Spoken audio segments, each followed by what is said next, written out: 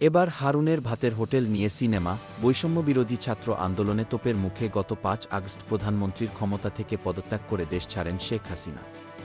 আওয়ামী লীগ সরকারের পতনের পর নানান ঘটনা নিয়ে চর্চা চলছে। এর মধ্যে একটি হল সাবেক ডিবি কর্মকর্তা হারুন রশিদের ভাত খাওয়ানো। ডিবি কার্যালয়ে আসা অতিথি বা আটক ব্যক্তিদের খাওয়ানোর সেসব স্থিরচিত্র ও ভিডিও ফেসবুকে প্রচার করতেন তিনি। বিষয়টি নিয়ে হাইকোর্টও অসন্তোষ প্রকাশ করেছেন। নিয়মিত মানুষদের খাওয়ানোয় হারুনের ভাতের হোটেল তকমা দেওয়া গোয়েন্দা কার্যালয়কে। এবার সেই বিষয়টি নিয়েই সিনেমা তৈরির ঘোষণা দিয়েছেন অভিনয়শিল্পী জাদু আজাদ। সিনেমার নাম হারুনের ভাতের হোটেল। গতকাল বাংলাদেশ চলচ্চিত্র পরিচালক সমিতিতে সিনেমার এই নামটি নিবন্ধন করেন সাবেক এই ডিবি কর্মকর্তা। এ প্রসঙ্গে বলেন জাদু আজাদ, সিনেমা বানানোতে আমরা কোনোরকম আপস করব না। সিনেমাটি কিন্তু সেই হবে, তবে কারা এই সিনময় অভিনয় করবেন তা এখনও চূড়ান্ত করেননি বলে জানান তিনি।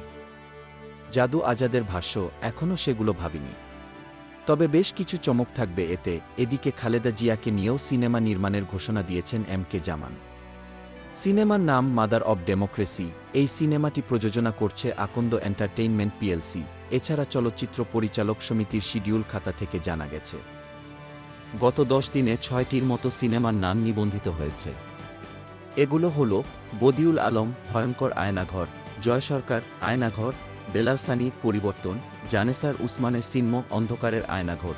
গোলাম মোস্তফা, ডেস্ক রিপোর্ট, বিই নিউজ, ঢাকা।